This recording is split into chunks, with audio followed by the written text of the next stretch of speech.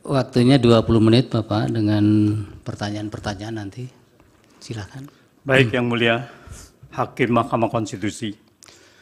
Pada kesempatan ini saya menyampaikan makalah dengan judul Perpanjangan Pemberian Bantuan Sosial sampai Juni 2024 diputus secara sepihak oleh Presiden Joko Widodo tanpa persetujuan DPR, melanggar konstitusi dan sejumlah undang-undang. Makalah ini terbagi dalam 5 bagian. Pertama adalah pemberian bantuan sosial secara sepihak oleh Presiden Joko Widodo dalam rapat Kabinet 6 November 2023 setelah Undang-Undang APBN nomor 19 tahun 2023 tentang APBN tahun anggaran 2024 diundangkan pada 16 Oktober 2023 tanpa persetujuan DPR dan tidak ditetapkan dengan undang-undang, melanggar pasal 23 Undang-Undang Dasar yang berbunyi, anggaran pendapatan dan belanja negara wajib ditetapkan dengan undang-undang setelah dibahas bersama DPR dan mendapat persetujuan DPR. Presiden Joko Widodo kemudian memerintahkan kepada Kementerian Keuangan melakukan pemblokiran anggaran di sejumlah kementerian lembaga senilai 50,15 triliun.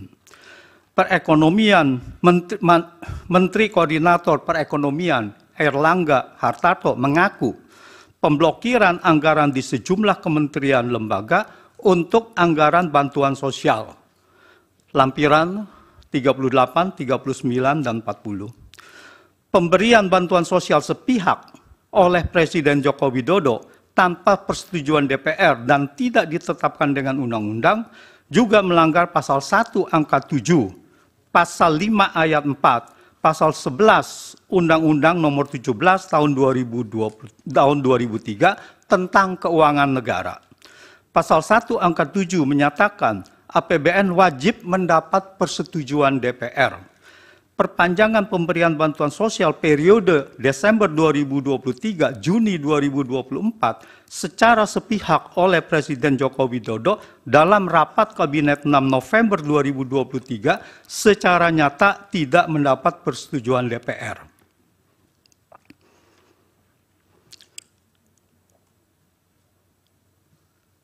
Sehingga tidak sah dan melanggar pasal 1 angka 7 Undang-Undang Keuangan Negara dan Undang-Undang APBN tahun anggaran 2024. Pasal 3 ayat 2 Undang-Undang Keuangan Negara menegaskan APBN dan perubahan APBN wajib ditetapkan setiap tahun dengan undang-undang. Pemblokiran anggaran di sejumlah kementerian lembaga melalui mekanisme penyesuaian otomatis atau automatic adjustment dialihkan untuk anggaran perpanjangan bantuan sosial sampai Juni 2024 dilakukan tanpa persetujuan DPR dan tidak ditetapkan dengan Undang-Undang APBN dan perubahan APBN sehingga melanggar pasal 3 ayat 2 Undang-Undang Keuangan Negara. Pasal 11 ayat 5 berbunyi, setiap mata anggaran wajib dirinci sampai unit organisasi, fungsi, dan jenis belanja. Pemblokiran anggaran di sejumlah kementerian lembaga melalui mekanisme penyesuaian otomatis digunakan untuk anggaran perpanjangan pemberian bantuan sosial sampai Juni 2024 secara nyata mengubah organisasi, fungsi, dan jenis belanja yang telah ditetapkan dalam Undang-Undang nomor 19 tahun 2023 tentang APBN tahun anggaran 2024 dan oleh karenanya termasuk penyimpangan kebijakan APBN 2024. Menurut pasal 34 Undang-Undang Keuangan Negara, setiap pihak, termasuk Presiden, yang terbukti melakukan penyimpangan kebijakan yang telah ditetapkan dalam Undang-Undang tentang APBN diancam dengan pidana penjara dan denda sesuai dengan ketentuan undang-undang.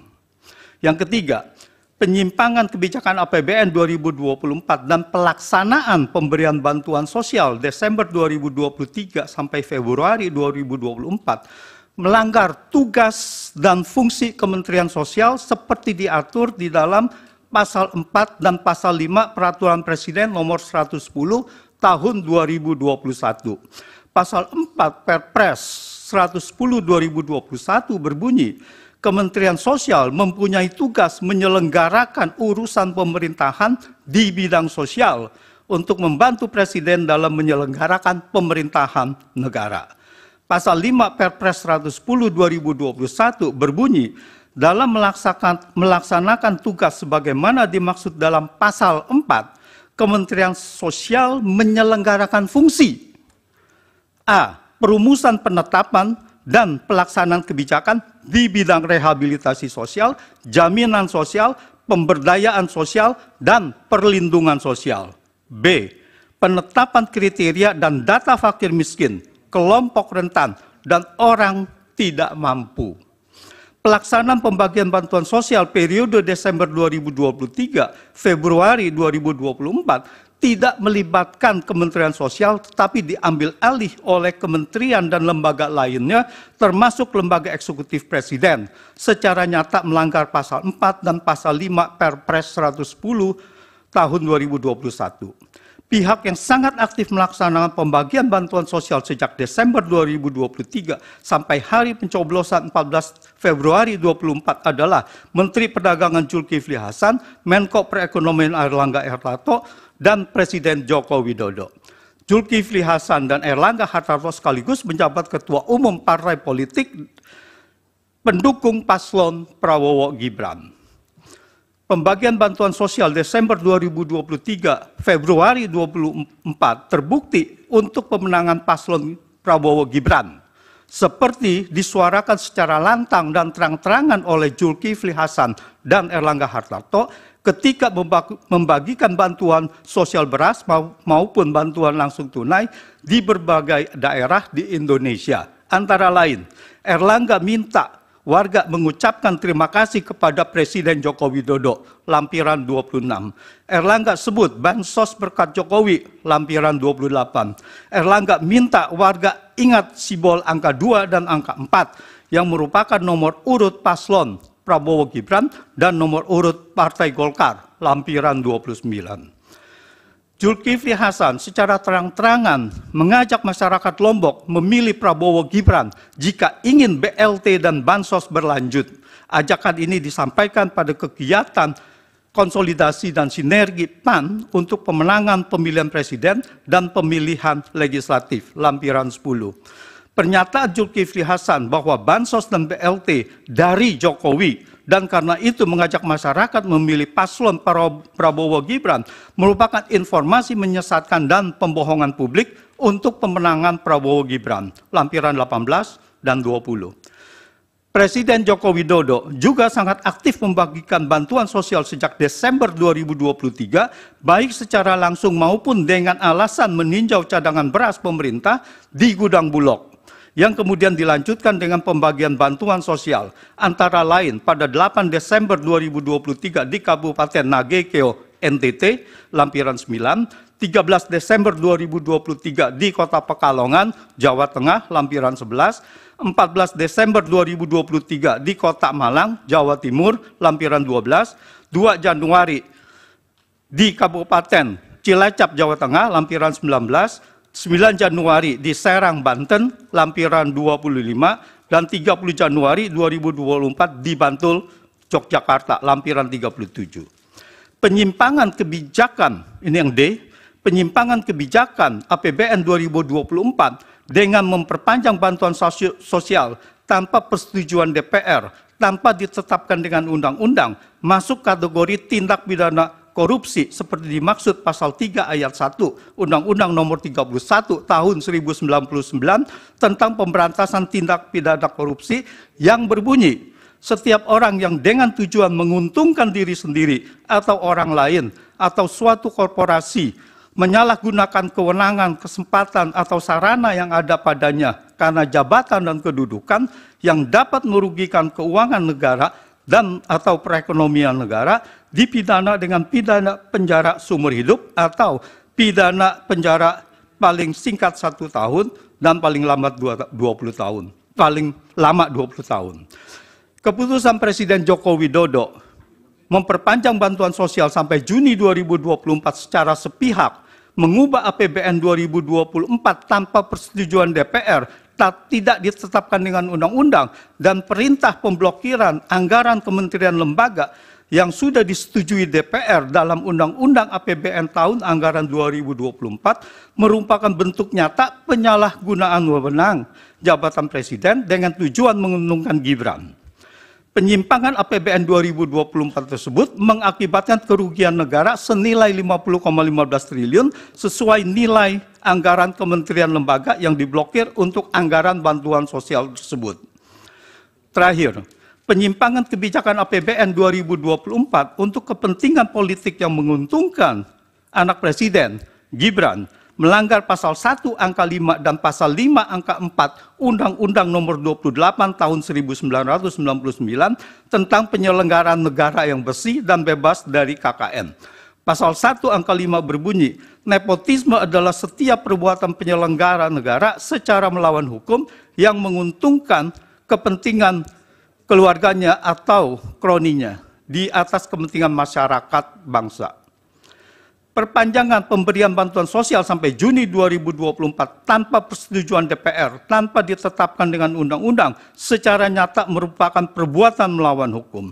Pemblokiran anggaran di sejumlah kementerian lembaga yang telah ditetapkan dalam Undang-Undang APBN 2024 untuk dialihkan sebagai tambahan anggaran bantuan sosial secara nyata merupakan perbuatan melawan hukum dalam bentuk penyimpangan kebijakan APBN 2024. Pelaksanaan pemberian bantuan sosial sejak Desember 2023 sampai Februari 2024 secara melawan hukum, khususnya dilakukan oleh Presiden Joko Widodo, Menteri Perdagangan Zulkifli Hasan, dan Menko Perekonomian Airlangga Hartarto, terbukti menguntungkan Gibran. Hal ini tercermin dari pernyataan Zulkifli Hasan, Airlangga Hartarto yang secara terang-terangan mengajak masyarakat memilih paslon Prabowo Gibran. Demikian pendapat dari kesaksian saya. Semoga Bapak. Ya, ahli dari keahlian saksi ahli ya. Semoga yang mulia Hakim Mahkamah Konstitusi dapat mempertimbangkan fakta dan peristiwa yang terjadi seadil-adilnya untuk mewujudkan Indonesia sebagai negara hukum yang berkeadilan seperti perintah konstitusi pasal 1, negara Indonesia adalah negara hukum. Terima kasih. Ada pertanyaan dari tim kuasa hukum? Ada, yang mulia. Ini masalah serius kalau apa yang disampaikan ahli ini memang benar ya, melanggar sejumlah undang-undang dan melanggar konstitusi dalam hal persetujuan DPR. Tetapi kalau kita kaitkan dengan bansos, biasanya kan ada alasan-alasan yang katakanlah ada kegentingan mungkin, ada krisis, ada hal-hal yang bisa dijadikan alasan pembenar. Nah, pertanyaan saya adalah apakah ahli melihat alasan pembenar untuk menyimpangi prosedur bahkan melanggar konstitusi dan undang-undang tadi ya. Kalau misalnya tidak ada alasan pembenar, ya mohon ditegaskan kembali lagi apa sih tujuan digelontorkannya bansos ini sekali lagi. Terima kasih yang mulia. Baik. Tambah yang mulia. Ada satu lagi pertanyaan, silakan. Baik, terima kasih yang mulia. Pertama begini, ketika tadi ahli menjelaskan ada pengalihan mata anggaran bantuan sosial, kemudian diblokir oleh Kementerian Perekonomian. Nah, bagaimana sepengetahuan ahli mekanisme ketika ada pengambil alihan itu di dalam Undang-Undang Keuangan Negara? Apakah bisa dengan diskresi karena alasan tertentu atau tidak? Kemudian pertanyaan kedua, apakah dengan adanya situasi tertentu, misalnya dalam tanda kutip istimewa pengelontoran APBN untuk tujuan pemberian bantuan sosial itu kemudian bisa di-cover dengan APBNP atau tidak? Menurut pendapat ahli bagaimana? Itu dua ya. Terima kasih. Pak Yani nanti ahli berikutnya. Jatahnya sudah habis. Termohon ada pertanyaan? Tidak ada, Majelis. Dari pihak terkait? Makasih yang mulia. Saya akan bertanya. Sudah itu Saudara Hotman Paris akan bertanya. Dari paparan yang dikemukakan oleh saudara ahli ini sampai pada kesimpulan ada nepotisme, ada korupsi, ada perbuatan melawan hukum, dan sebagainya. Apakah itu pendapat ahli seperti itu didasarkan atas fakta-fakta yang terjadi dalam kenyataan? Misalnya, pernah ada satu penyidikan, atau penuntutan secara pidana untuk membuktikan bahwa memang terjadi apa yang dikatakan oleh saudara ahli, ada nepotisme, ada korupsi, ada perbuatan melawan hukum, ataukah itu semata-mata adalah hasil penerawangan saudara ahli saja? Itu perlu dijelaskan di sini pada kami semua. Silakan saudara Hotman. Mana Pak Hotman? Mohon izin majelis. Saya agak bingung, ini ahli hukum atau ahli ekonomi? Karena tadi pendapatnya itu sudah melebihi ahli hukum. Pertanyaan saya, sekiranya pun benar tuduhan Anda, Jokowi melakukan tindak pidana korupsi, Jokowi melakukan pelanggaran undang-undang APBN, Jokowi melanggar tidak minta persetujuan dari DPR. Pertanyaannya, dan oleh karena itulah pemohon mengatakan pemilu dibatalkan dan diulang.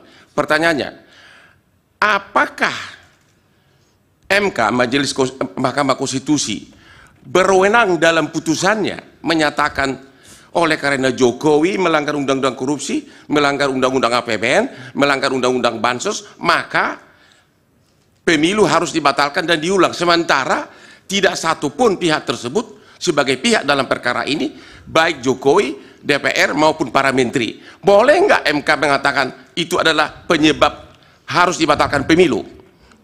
Terima kasih. Baik. Bawaslu tidak ya dari hakim? Cukup. Silakan ahli dijawab singkat. Terima kasih. Alasan apa bahwa bansos itu diberikan?